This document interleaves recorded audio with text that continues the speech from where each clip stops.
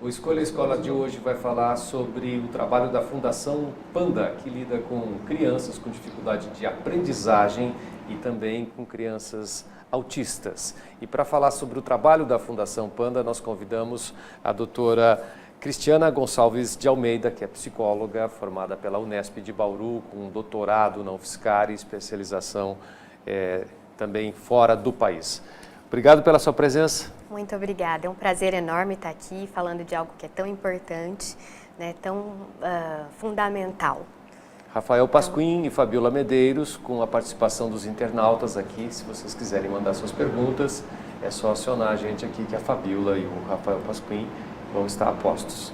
Tudo bem, Pasquim? Tudo certo, Chico. Boa noite, doutora. Boa noite. Tudo bem, Fabiola? Vamos lá, então, Tudo começar o nosso jóia. trabalho Vamos lá, de hoje? já tem perguntinha, hein? Vamos começar, então. Podemos? Vamos lá. Josiana Constâncio, borboleta querida da coordenação, está perguntando o que é o espectro autista e quais os níveis dele. Tá, ok, legal. Bom, o autismo, né, o transtorno do espectro do autismo é um transtorno de neurodesenvolvimento. Ele ocorre na infância, desde o início da infância a gente já consegue identificar alguns sinais. E dois conjuntos importantes de sintomas caracterizam o autismo. De um lado nós temos dificuldades de socialização e comunicação, que é diverso, vão desde crianças que não falam, ou usam a linguagem de forma muito estereotipada, diferente, ou muito ecolálica, que é aquela fala, né, de desenho, ela repete frases que às vezes não tem muito sentido. E de outro lado a gente tem padrão restrito e estereotipado de comportamento, né? É uma criança que pode ter um foco capaz de causar algum problema, algum comprometimento social e, enfim, na qualidade de vida, porque a criança às vezes é muito atenta a um determinado assunto, a um determinado item, ou brinca de uma forma muito repetitiva, brinca com carrinho, por exemplo, ao invés de brincar como qualquer criança, vai pegar a rodinha do carrinho, vai ficar girando aquele carrinho meio que sem função, ou empilhando as coisas.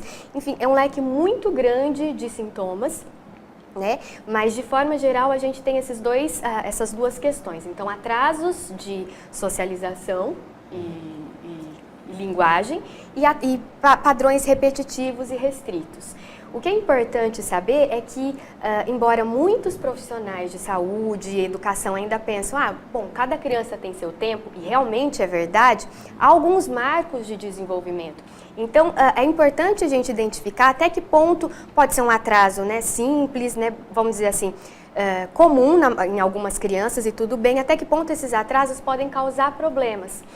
E uma questão que é fundamental é que identificou atrasos do desenvolvimento, é importante procurar um profissional com formação na área, né, para buscar atendimento, porque quanto antes a criança tem atendimento, tem um tratamento de qualidade, melhores são os resultados. Até porque é sempre muito grande a preocupação dos pais, todo pai fica pensando, será que o meu filho está com algum problema de desenvolvimento, ele não se concentra, né? Uhum. A dúvida é constante, né, doutora? Sim. Há pais muito diversos, né? Há pais que às vezes a gente percebe que a criança tem dificuldades e para a família aceitar que a criança tem dificuldades, às vezes não é uma tarefa fácil.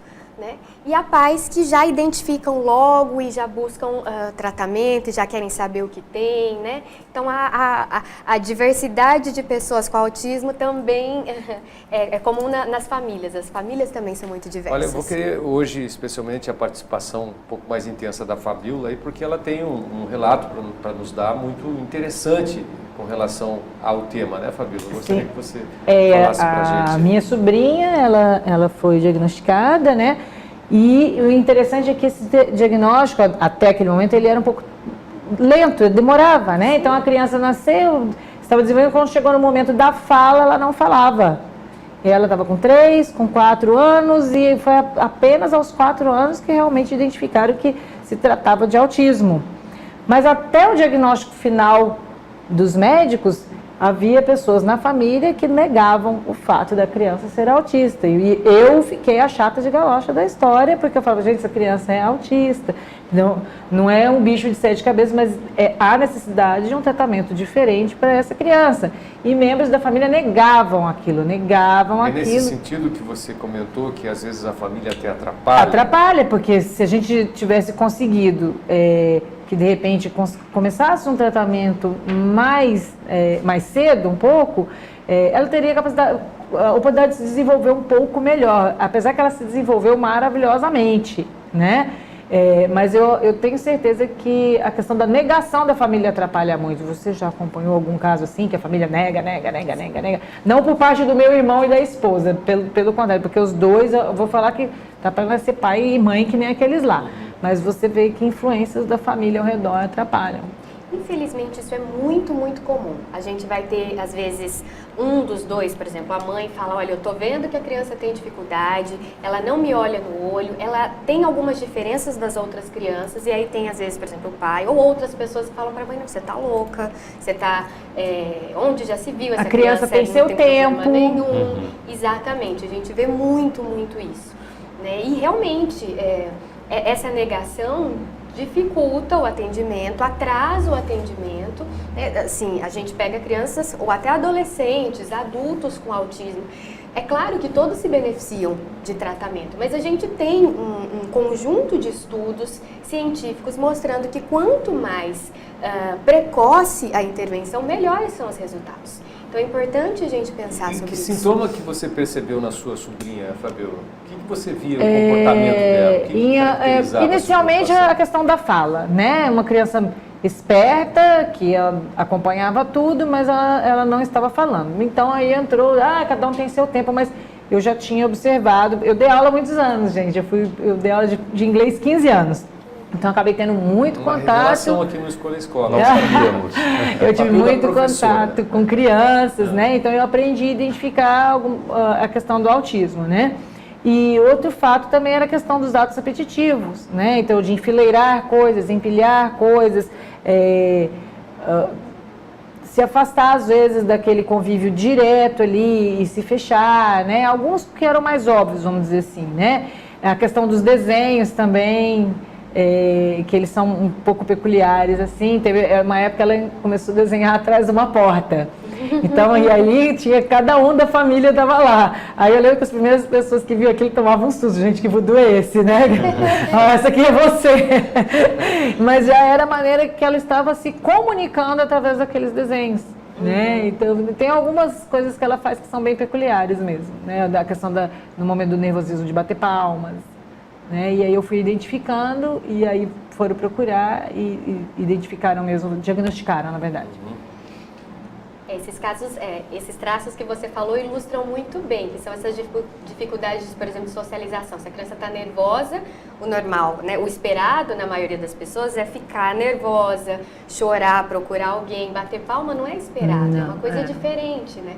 E causa dificuldades sociais importantes, porque a gente não entende. E é um sinal que os pais têm que estar atentos. A questão da rotina também, né, de ela estabelecer horários para a família e para as coisas. Então, por exemplo, ela tem o horário que ela vai andar de bicicleta. Ela gosta de comer uma única coisa quando chega em um restaurante. Ela vai comer só aquilo naquele mesmo lugar, às vezes até no mesmo horário. Né?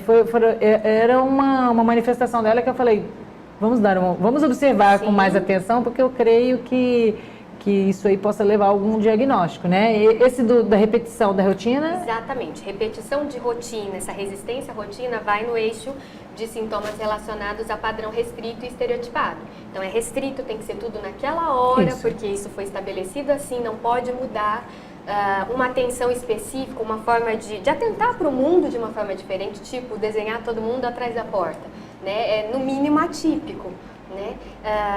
O enfileirar, que é o mais clássico, né? São sintomas importantes, pensando na parte de padrão restrito e estereotipado de comportamento. Olha só, a Josiana Constância está com uma série de questões aí, né? E todas pertinentes, bastante né? preocupada Qual aqui. que você destaca aí? Orgulho, Josiana. Ela, pegando essa história aí do enfileirar, empilhar, ela está perguntando se todo autista tem toque. Ou pode ser considerado toque ou não? Então, na verdade, todo autista, para ser autista, ele tem padrão restrito e estereotipado. Então, só que este padrão restrito e estereotipado pode ser um leque de N coisas. Tem autistas que realmente agem de uma forma muito parecida com pessoas com toque, né? Não pode pisar na linha, tem que andar, tem que lavar a mão. Mas aí a gente está falando de uma parte dos sintomas do autismo que são os padrões restritos e estereotipados. E ela pergunta também aqui, doutora, a escola é obrigada a receber uma criança autista em caso de negativa, como proceder? Bom, esse é um assunto bem polêmico, vamos dizer assim. Em tese, a escola não pode se recusar a atender nenhuma criança com autismo ou com qualquer outra dificuldade ou deficiência. Mas na prática, infelizmente, a gente ainda vê muito. Talvez as pessoas não falem diretamente, mas tinha vaga até a família falar que tinha autismo. Né? Tem um perfil das escolas que tem esse tipo de comportamento, sim? Então, pior que não, porque assim, eu já vi famílias que deram muito certo numa escola que outra família detestou. Então, tem coisas que são um pouco difíceis da gente identificar. Mas é muito comum, infelizmente, ainda hoje, as pessoas negarem, se recusarem, de um jeitinho ou de outro, falar que está cheio, que tem muita gente. E assim... Quer dizer, pela lei, a escola é obrigada a receber, só que a escola pode dar um jeitinho. Talvez eles não vão falar que é o autismo, vai falar que não tem vaga. Né? E aí a família pode buscar, né, recorrer e ver os seus direitos, mas eu já vi muitos pais falarem, e é verdade também, eu entendo os pais, porque eles falam assim... será que eu vou entrar na justiça para que aquela escola receba meu filho, sendo que eles já falaram que eles não querem? Eles e depois não estão como vai abertos a ser receber? lá, uma vez dentro da escola, como será que vai ser levado isso daí adiante? Exatamente, né? por isso que a gente... Aquela criança entra carimbada, né? O pai entrou justamente. na justiça para que ela tivesse Exatamente. o tratamento que ela vai receber, talvez não seja dos melhores, né, Pascoim? Então, a gente fica numa sinuca de bico aí, né? Por isso que é importante esse tipo de trabalho que vocês fazem, da gente conscientizar, para que realmente as escolas estejam mais abertas, né? Mas eu entendo muito quando os pais entram na justiça, eles estão no direito. Agora, doutora, a gente falou aí de vários sinais, mas de crianças mais crescidinhas, né? E dá para identificar já num recém-nascido algum sinal? Sim. O que a gente tem em termos de estudo? Nós temos estudos muito antigos que mostram que crianças recém-nascidas, elas têm uma atenção muito maior a um padrão de face humana, que são os olhos e a boca, do que para outros padrões visuais, né? Se você deixar 3 triângulos ali, ela vai olhar para o que parece mais uma face, tipo 2 círculos e um risquinho embaixo. Então, isso a gente tem estudos. A gente sabe que crianças com autismo, eles não olham para faces tais como a gente olha. Então, todas as pessoas, em geral, a gente olha para olhos e boca.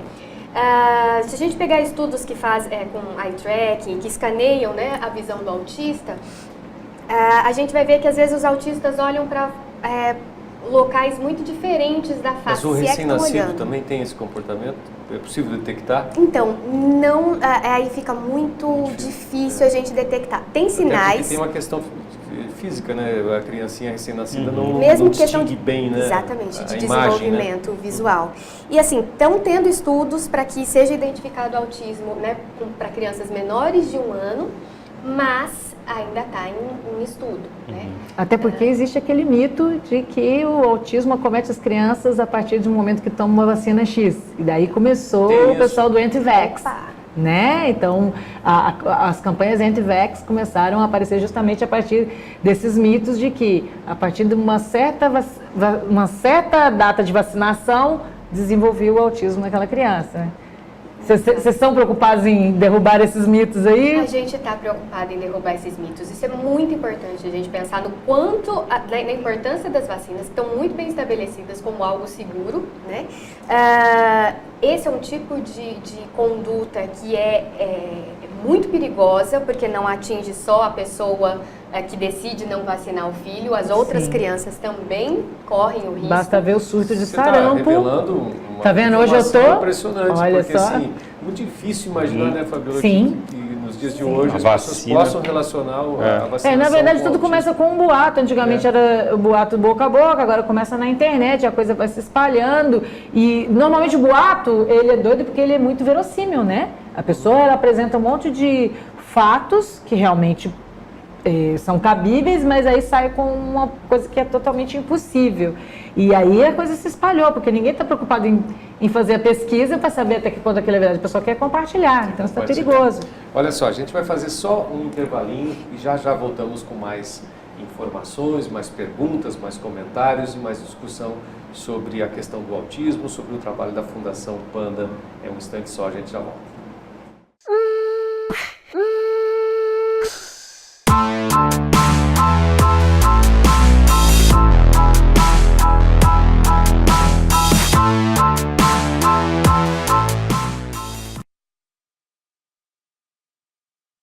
Para não perder nosso conteúdo e lives com os entrevistados, siga nossa página no Facebook e também no nosso canal no YouTube.